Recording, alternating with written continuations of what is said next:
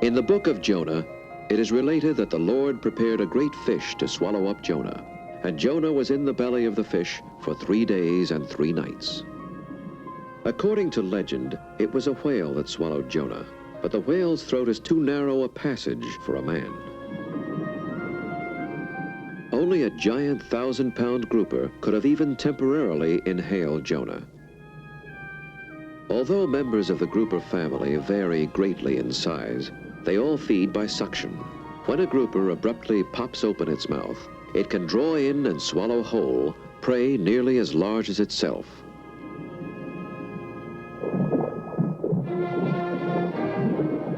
There are many different species of groupers, ranging from tiny 1-inch fish to massive 1,000-pound giants. The grouper is a loner, living in caves by day and feeding mainly at dawn and dusk. It is an independent creature, this fish that may have swallowed Jonah. Captain Cousteau and the Calypso team will try to get better acquainted with these solitary dwellers of the tropical seas.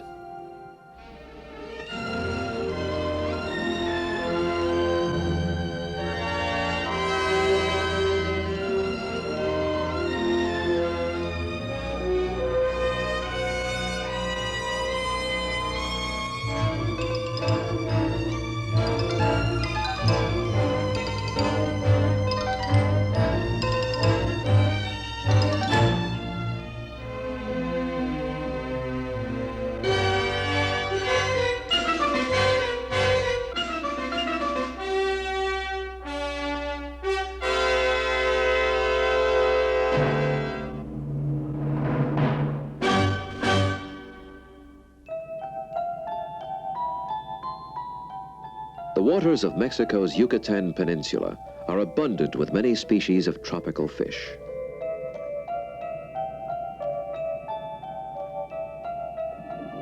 Looking for groupers, Calypso divers journey through the underwater caves off Isla Mujeres.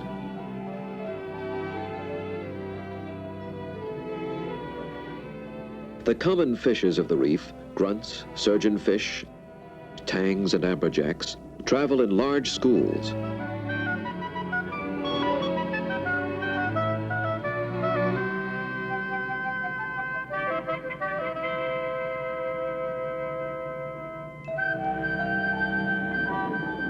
The grouper is usually found alone. As we penetrate the recesses of the cave and our eyes become accustomed to the darkness, we distinguish the silhouette of a grouper.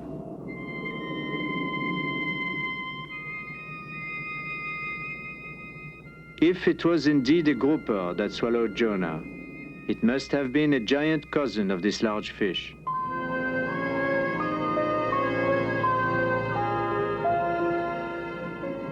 Groupers are of the sea bass family, with over 400 species ranging throughout the tropical and temperate waters of the world. Species vary not only in size, but in pigmentation. Some are solid-colored, some are spotted, others striped, and some can change their color. Cousteau enters an underwater grotto. Hovering beneath a ledge, its dark color blending into the shadows, is a large grouper.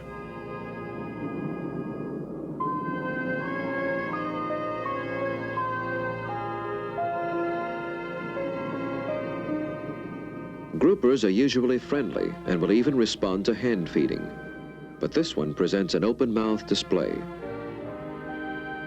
Its numerous small teeth are not a serious threat. It's the powerful muscles of the grouper's throat and jaw that crush its prey to death.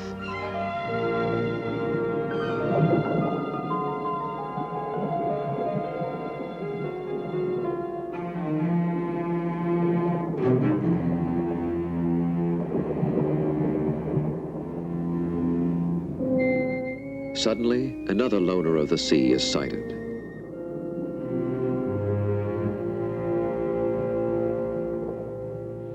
It is a nurse shark, normally a placid creature. Apparently disturbed by our presence, it creates a cloud of sand as it departs. Now we come upon an unusual twosome. It is a grouper pressing close to a shark. The large grouper, alarmed by our presence, is seeking the protection of an even larger creature.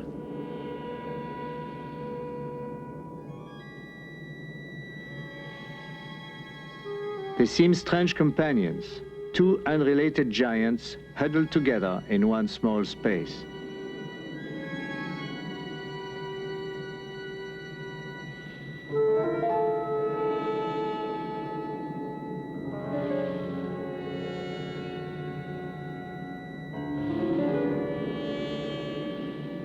There is much to be learned about the extraordinary behavior of these very individual creatures.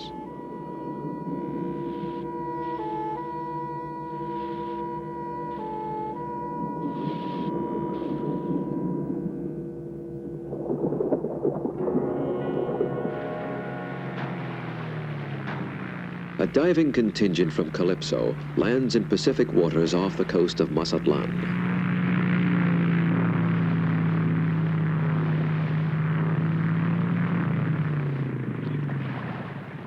Very large groupers have been sighted here, fish weighing more than 500 pounds.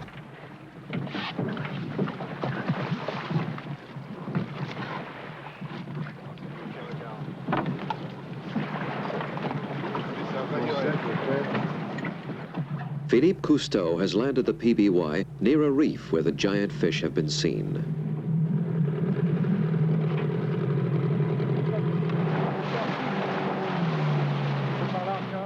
The large grouper is sedentary and may make its home in the same cave for its entire lifetime. Around its dwelling, the grouper extends its authority over a well-defined territory. When we have met large groupers in the past, particularly in the Mediterranean, we have found them to be inquisitive and playful. Despite some unauthenticated accounts of divers having been attacked by these giants, we have never found them to be a threat. Still, one cannot help but be impressed by the size of some of these fish.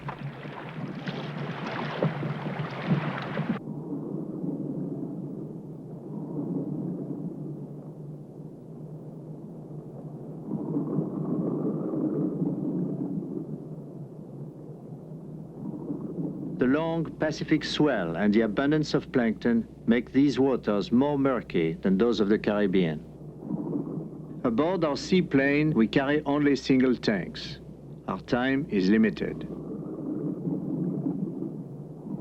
We must move quickly. The area is large and it provides many hiding places.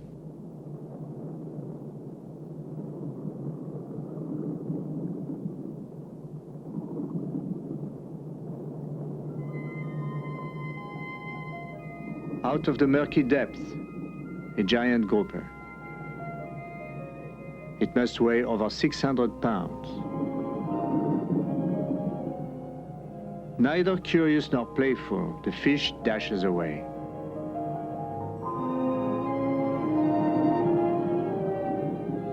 We could easily lose sight of it in disturbed water. Happily, the grouper never ventures far from its cave.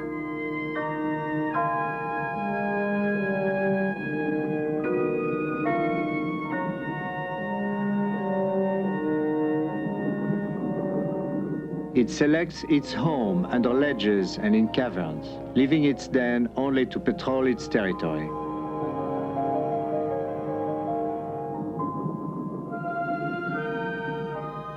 To escape the intruders and their lights, this giant heads for the reef.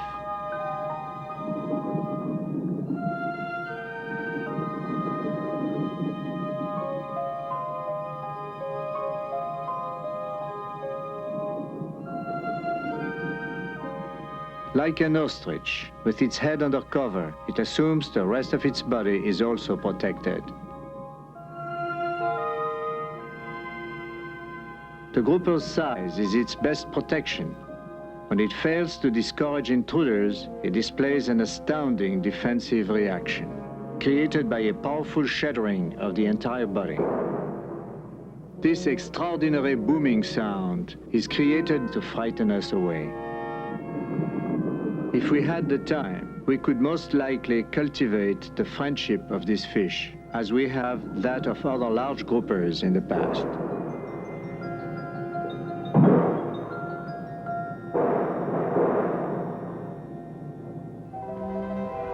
Now in the Caribbean, Calypso sailed south to Belize, where another species of grouper is gathering for its mating season. It is reported that once a year, thousands of Nassau groupers migrate to these waters to spawn in one small specific area of the reef. Cousteau is skeptical but eager to witness such a phenomenon. Belize, formerly British Honduras. Its port city, built on a mangrove swamp, is a mere 18 inches above sea level. Cousteau visits the fish markets along the docks of Belize City. The activity there is sure to reflect the local catch.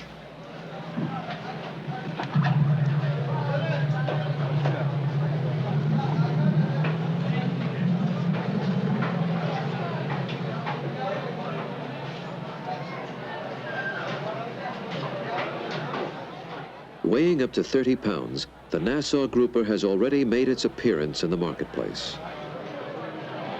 I see that in this market you have a lot of groupers to sell. Huh? We have a few groupers also. Yeah. Do you have groupers all year round? In the house, no. This is Just a season. We just catch it in December to January. Just a season. just a season. How many weeks a season? That's only roughly a week.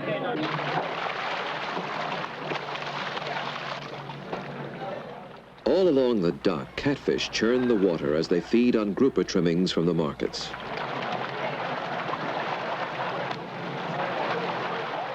The grouper fishing season is well underway. Aboard Calypso, Cousteau speaks with Ian Robertson, director of the Belize Fisheries. This very important natural resource has been a mainstay during this time of the year for the local fishermen for possibly over 100 years. And the area, which is only 32 miles south of Belize, Yes. at this spot here, just south of Key Glory, at a place which they've called Emily. Every year they erect small huts and a small encampment on the top of the reef. And from there they go out through a small passage in the reef to fish, and then come back again and salt the fish. But why there? I mean, is there a reason? There must be groupers all along the reef. Well, the grouper are all the way along the outside of the reef, but it would appear that at just this spot they congregate for spawning, is presumed, because they're always very ripe females, and they are harvested in very large numbers, literally many thousands. Are there some reasons, for example, two different currents meeting there, or anything special that you know of? Nothing that is known for certain. And where do they come from? From all along the reef and maybe from further away?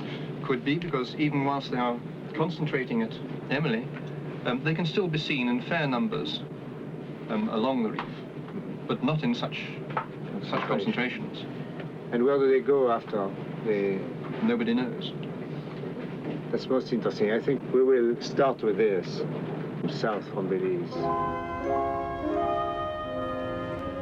Now Calypso quickly heads south of Belize. The gathering of groupers for spawning lasts no more than 2 weeks, and Cousteau and the divers hope to witness a rare underwater spectacle, never before recorded on film.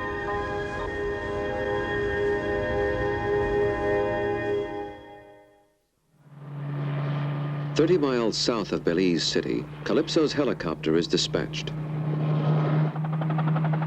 Fishing boats dot the open waters off the reef, testifying that the groupers have gathered and that spawning may soon begin.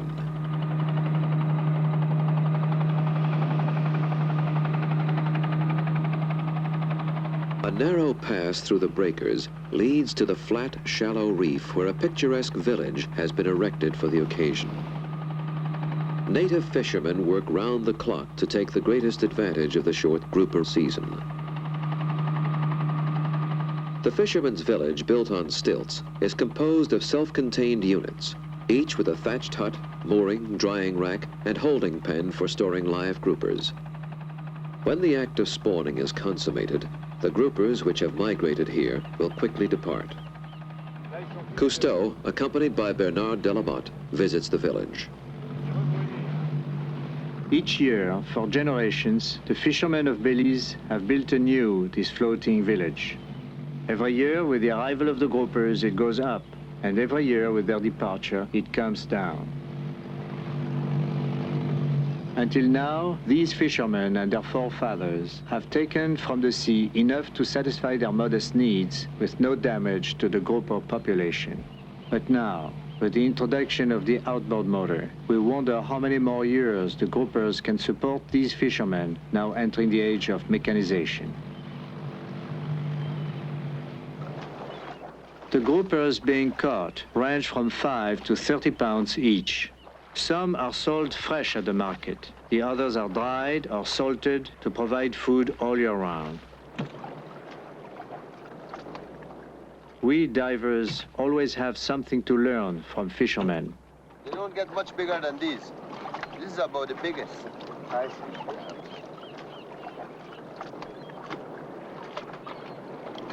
That's the biggest. And they come here to spawn? That's what we believe. Yeah.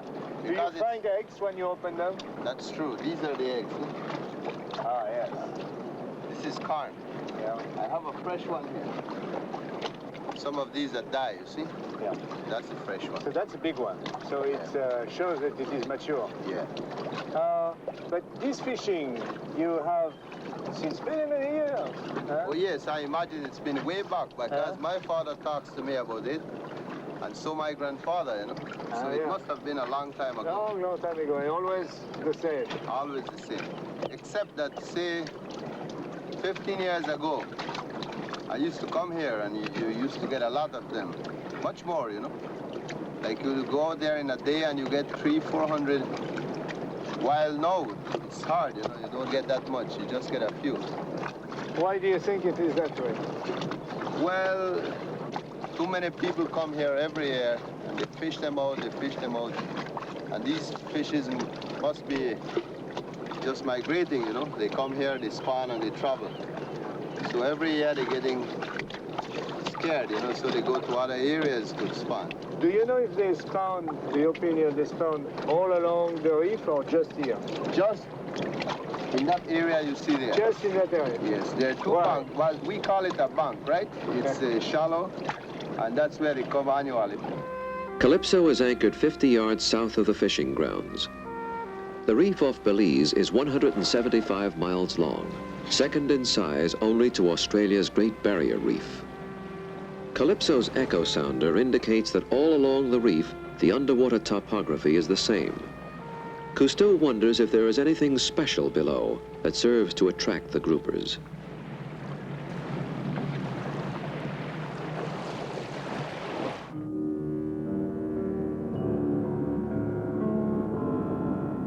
"80 feet below, the divers descend into a lush coral garden, rich in gorgonians, hydrarians, and in many other flexible shapes that undulate in the swell.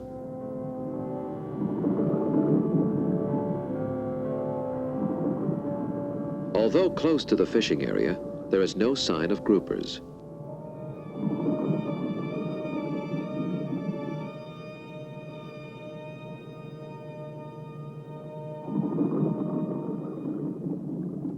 Throughout the reef, coral valleys perpendicular to the coastline are similar in growth and water temperature as well as topography. Why the groupers select this small area for their annual spawning is still a mystery.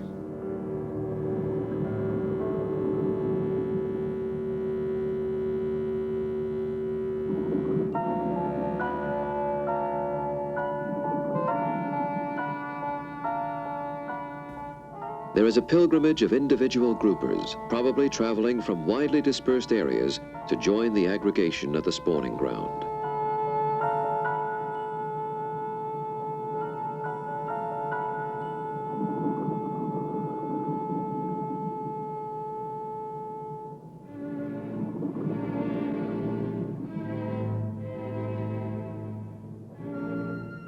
Cousteau and the divers accompany the solitary travelers to a sandy-bottomed valley where hundreds of males and females of different sizes and colors have gathered.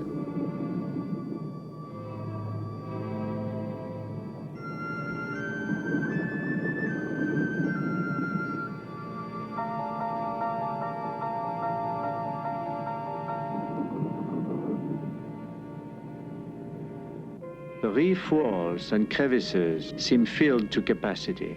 It is an extraordinary sight. We have never before witnessed such an abundance of groupers in one place.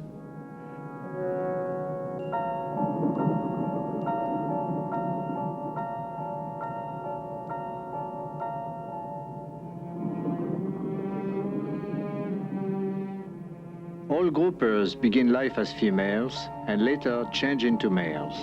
Therefore, among the fish that have gathered here to spawn, there are males which were once females, and females which have not yet become males. The love season increases the grouper's appetite. Its eyes are bigger than its stomach. A grouper has swallowed a moray eel longer than itself. At our approach, it abruptly discards its half-digested meal. It is the voracious appetite of spawning groupers that makes them vulnerable to the fisherman's baited hooks. Bernard encounters a grouper with a fisherman's hook embedded in its mouth, and he tries to relieve it of its burden.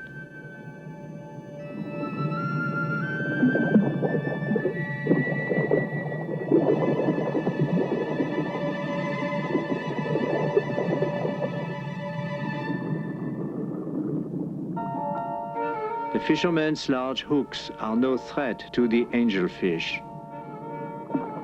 With their tiny mouths, they efficiently feed on delicacies intended to lure hungry groupers.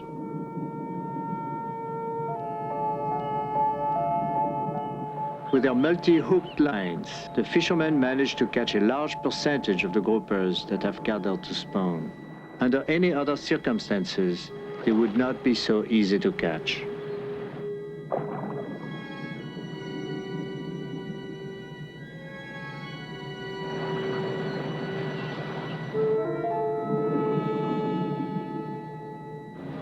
In one day, 10 boats may catch as many as 1,200 fish without creating panic among the other groupers.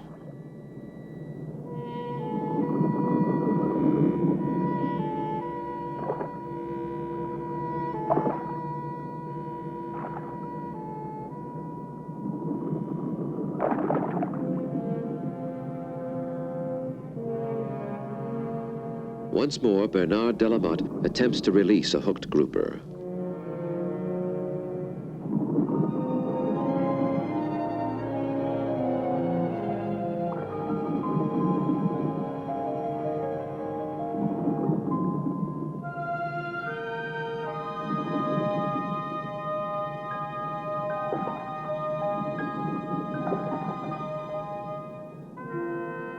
It is now free to participate in the spawning ritual.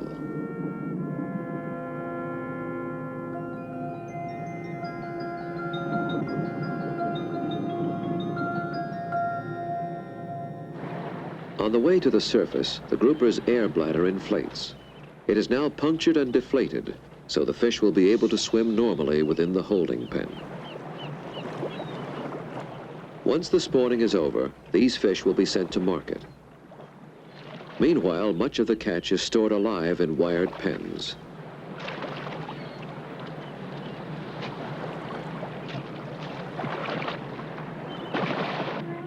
Groupers have been called chameleons of the sea. Although they are capable of camouflage all year round, in the excitement of spawning, they undergo particularly dramatic color changes. Even in their underwater prison, the spawning mechanism begun in open water continues. It is revealed by the color changes. Some darken, some lighten, in a spectacular display of changing hues.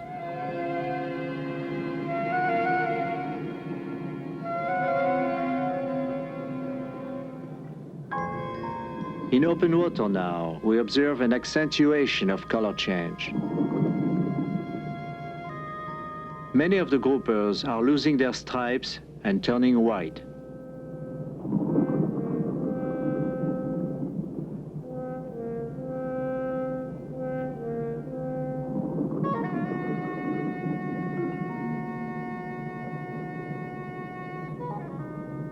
This striped grouper is reddish-brown when it first comes into view. Then, before our eyes, it gradually pales, losing both its vivid color and its stripes.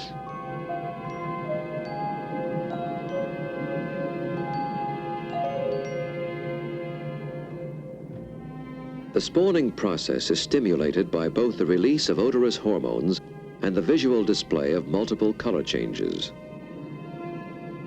As spawning time approaches, the color changes accelerate.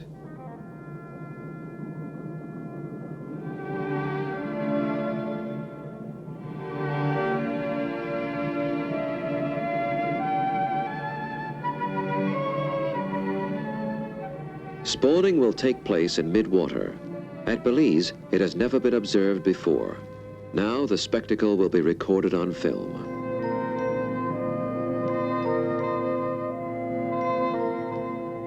A female heavy with millions of eggs prepares to join the males circling above, to play her role in the grouper reproductive ritual.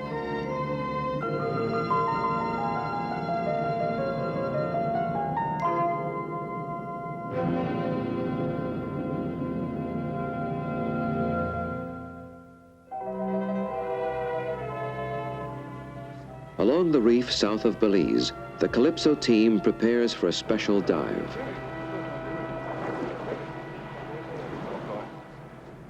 Although spawning seems imminent, it has not yet occurred. The delay provides Cousteau an opportunity to conduct a scientific experiment. Eggs from a female grouper and milk from a male will be extracted to test the feasibility of artificial insemination.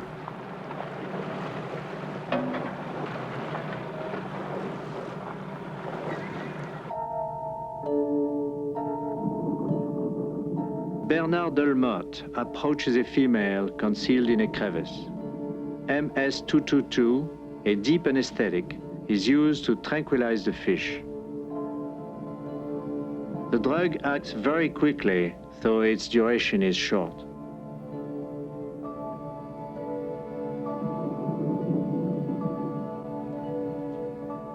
Each female carries an average of 2 million eggs. Taking a portion of them will do no harm to the fish. Revival will be rapid and complete.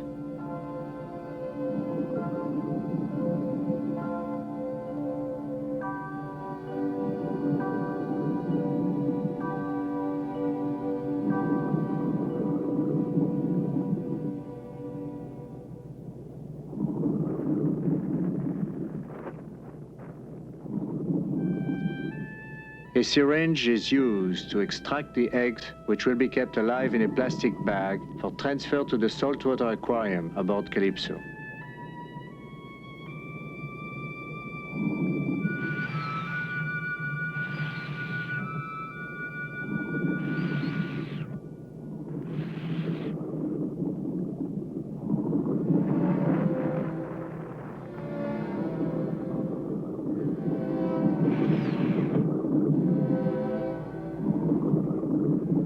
The fish begins to awaken.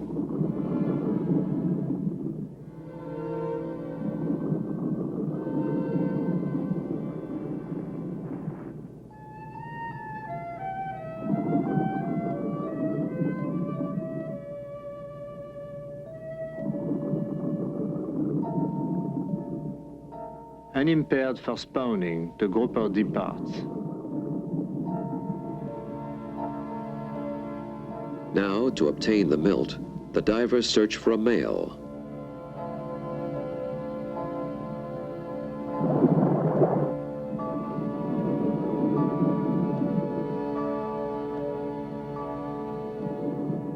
Groupers swimming in open water are difficult to catch.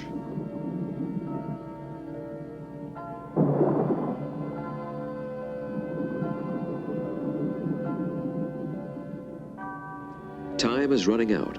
The eggs must be mixed with milt as quickly as possible if the experiment is to succeed. The divers return with the eggs. They will take milt from a male that is already on board. Alors on a des œufs, mais pas. Ah oui, c'est les œufs, ça. Pas de la laitance. Et la laitance, on a les mâles ici. The eggs are translucent. Although they cloud the water, it is difficult to see them with the naked eye. Falco hurries to transfer the fragile catch to the tank that has been readied for the experiment in artificial insemination.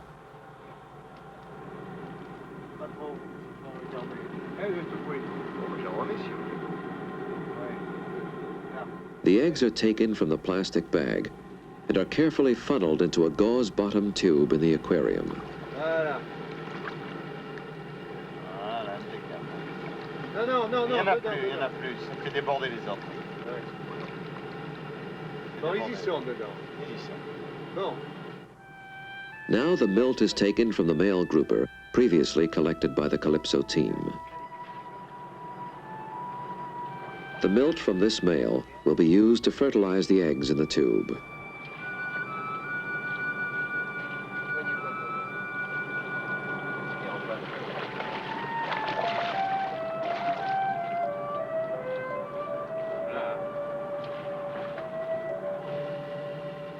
The milt is passed over the eggs in simulation of the natural spawning process that takes place between male and female groupers in open water. Voilà. Hein? Ça passe à travers les œufs, c'est pas la peine de bouger, ça passe à travers. The next day, one egg is placed under the microscope to see if fertilization has taken place. Observing the results with Cousteau are Ian Robertson and marine biologist Philip Dustin. Here. It definitely looks like the beginnings of a plaque. So it may be successful. So this may be successful, in your opinion. Maybe. 1 week later, Cousteau isolates another egg. By now, there should be evidence of cell division and growth. We can see. Yes, it has not gone. No. It has not gone. You can see that it has not evolved very much, I think. No, it looks just about the same as it was before. Yeah. So I think that artificial insemination was quite a failure, but probably not so much because it was not inseminated, but because you can see that probably bacteria have proliferated around the eggs. You can see some of the eggs that are completely enveloped in kind of mucus that was not there before. So the poor eggs have been choked and probably have been eaten away. It's possible. Very few species of saltwater fish have ever been successfully bred in tanks.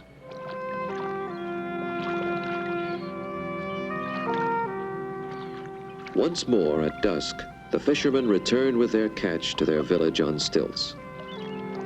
With spawning about to take place, the grouper season is almost over.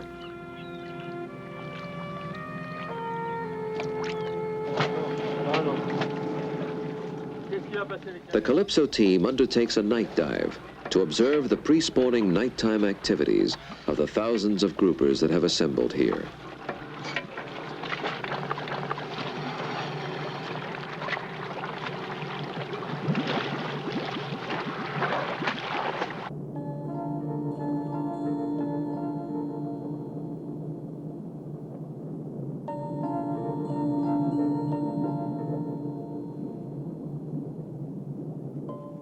The reef that had been teeming with life during the day seems abandoned.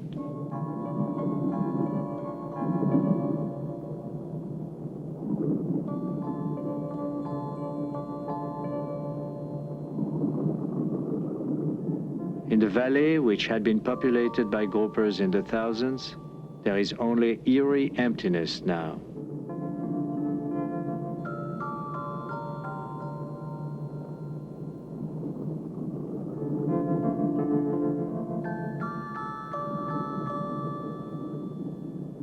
A nurse shark on the prowl appears to be the only resident here.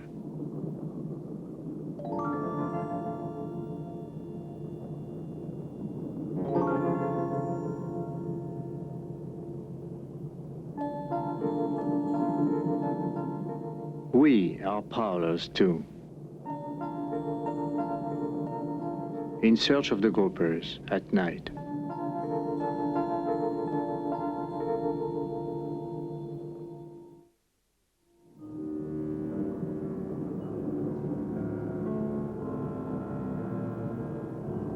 Cousteau wonders if it is possible that the groupers have already spawned and left.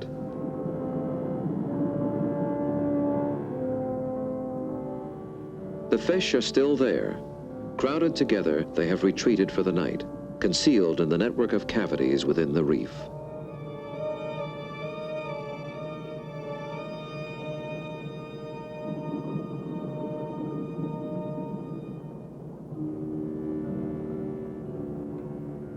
The reef is like a multi-tiered apartment house for groupers. Every room is filled with sleepy tenants.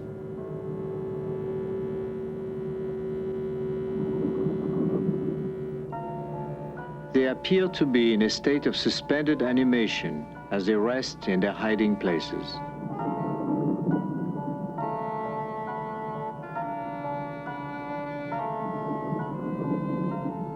They are sluggish and slow to respond when we awaken them.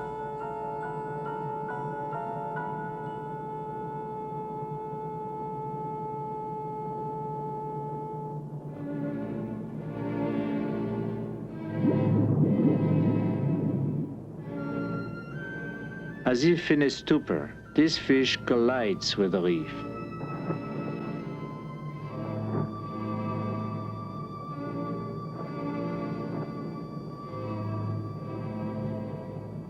The grouper seems mesmerized by our lamps.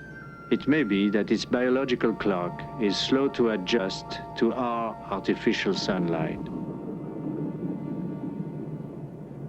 Now Cousteau ascends, and the divers are left to collect two groupers, a male and a female, in order to observe spawning behavior in the Calypso tank.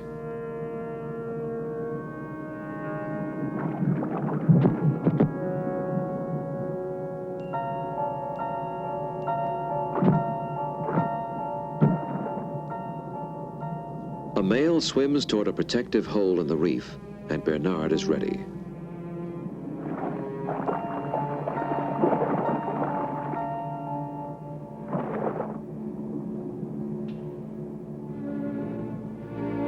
Now a female, ripe with eggs.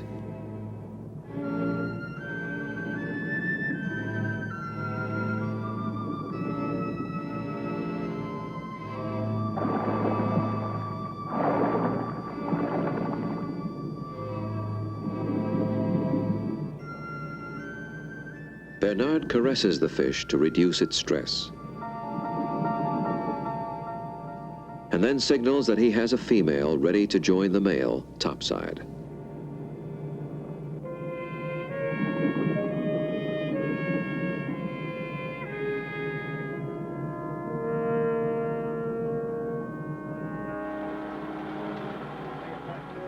Aboard Calypso, the groupers are placed in the tank.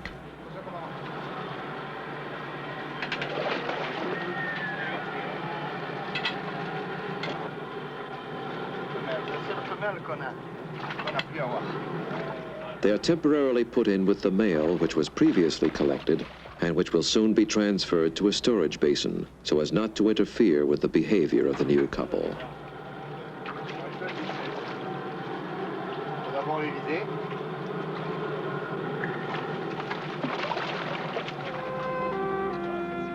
Still under stress, it will be several hours before these fish become adjusted to their new environment.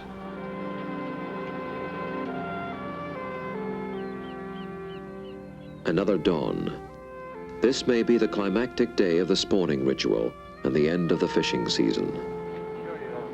The groupers in Calypso's tank are exhibiting rapid color changes. The underbelly of the male on the left is beginning to pale, while the female is beginning to darken.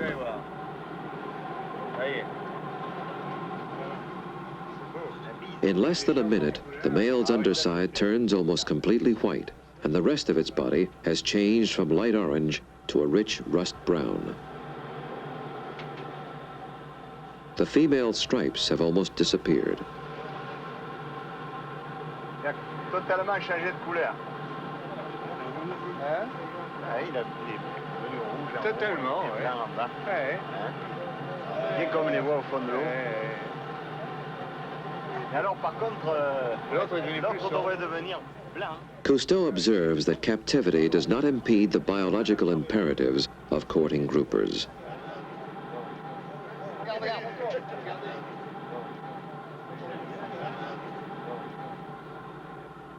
Cousteau calls it a kiss of love. Magnifique, hein? C'est vraiment le baiser d'amour. Bon alors, voilà, c'est exactement ce qui se passe. Excellent. And in the sea, spawning has begun.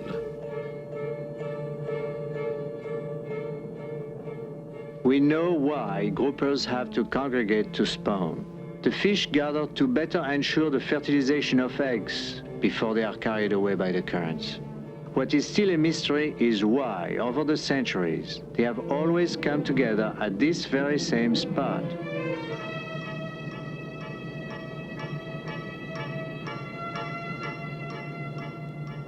It is an awesome spectacle. As hungry jacks hover, in successive waves, hundreds of groupers ascend to mid-water, the females releasing at last their millions of ova, while circling males pass by to fertilize the floating eggs with milk.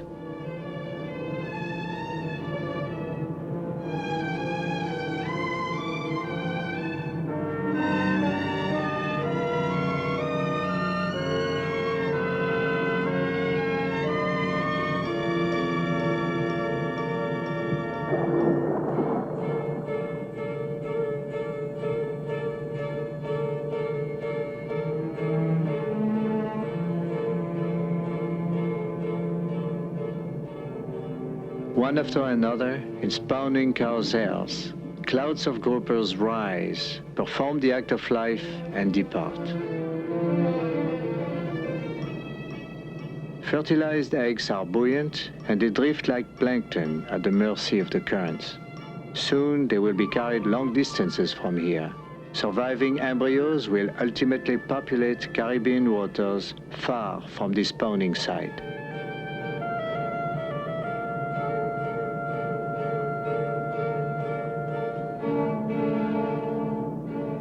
Eggs are dropped and milk is spread indiscriminately and at random. But there is some evidence of occasional pairing.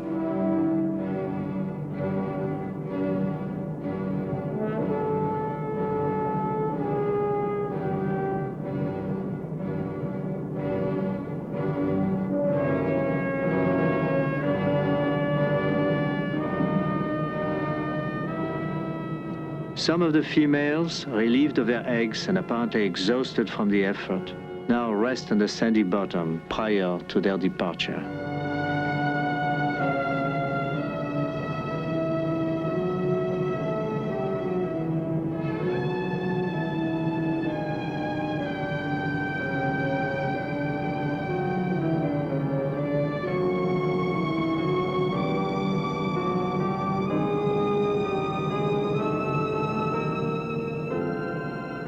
Some 15,000 fish gathered here to mate. About 2,000 survived the fishermen's lines and procreated. The groupers' love jamboree draws to a close.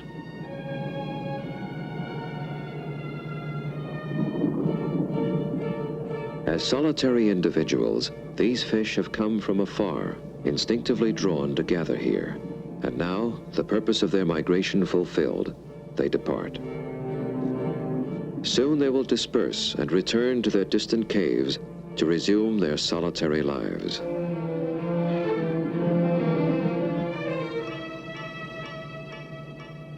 Left behind, unprotected, are the eggs, the promise of grouper continuance. upon which the jacks now feed. What escapes the jacks and other fish will be carried by currents to distant places, and all evidence of the nuptial gathering that took place here will vanish until next year.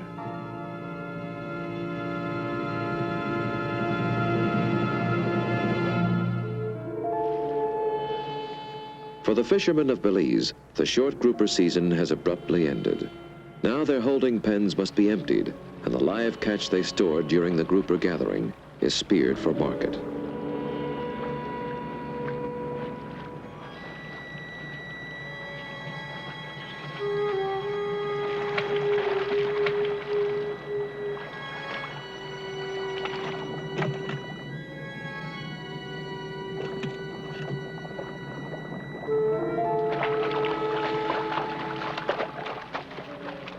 Their catch has been sufficient to fill their needs without substantially depleting the current grouper population or threatening the future of the species.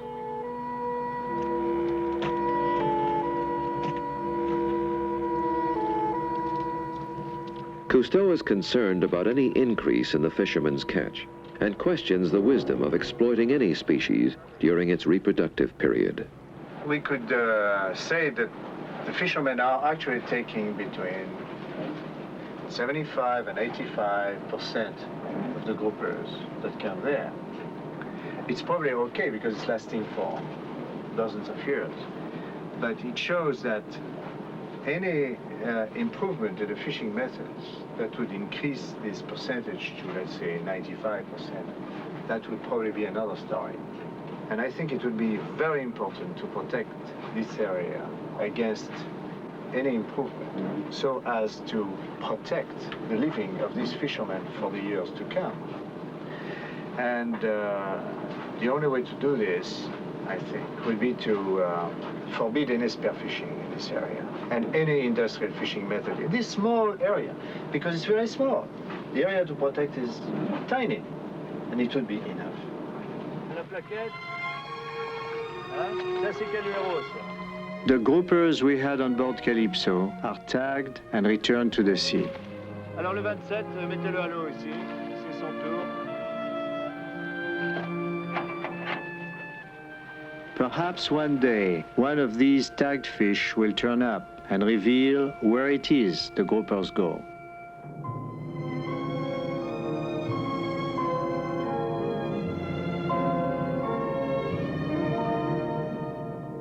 All along the Belize Barrier Reef, Nassau groupers are evenly distributed, approximately 100 per mile.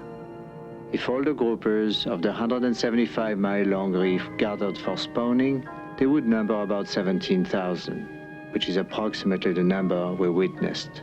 So if most of the groupers which spawned here did indeed come from the reef, it means that some of these fish traveled more than 100 miles to mate, mysteriously moved by an irresistible call.